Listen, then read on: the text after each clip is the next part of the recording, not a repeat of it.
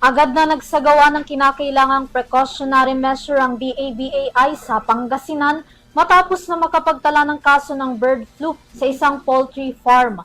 Wala pa mang inilalabas na kabuuang bilang ng kaso, nag-abiso ang BAI na agad ipagbigay alam sa mga kinaukulan sandaling magkasakit ang mga alaga nilang hayop para agad na maidaan sa testing.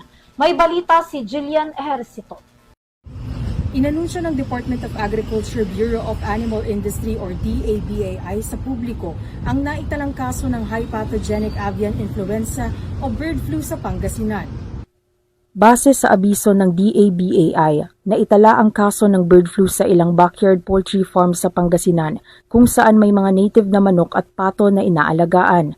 Bilang bahagi ng agad na pag-iingat at upang hindi na makahawa pa sa ibang mga farm, pinangunahan ng DA Regional Field Office at mga lokal na pamahalaan ang pagsasagawa ng ligtas at wastong pagdidispose sa mga apektadong alagang ibon, pagdidisinfect sa mga lugar, at maging ang tuloy-tuloy na pagmomonitor sa galaw ng mga produkto na posibleng maapektuhan. Tinayak din ng DABAI sa publiko na iligtas kainin ang mga manok at itlog basta't siguraduhing maayos na naluto ang mga ito.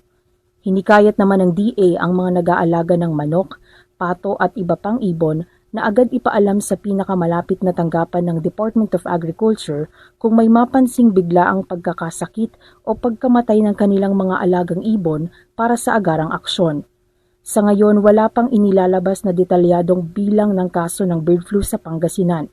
Sa kabila nito, may ilang mga kaso na rin ang naitala sa kalapit na backyard poultry farms matapos ang ikinasang malawakang monitoring kaugnay pa rin ng mga sakit sa hayop. Para sa URTV News, ako si Jillian Ejercito, sumasaludo sa bawat Pilipino.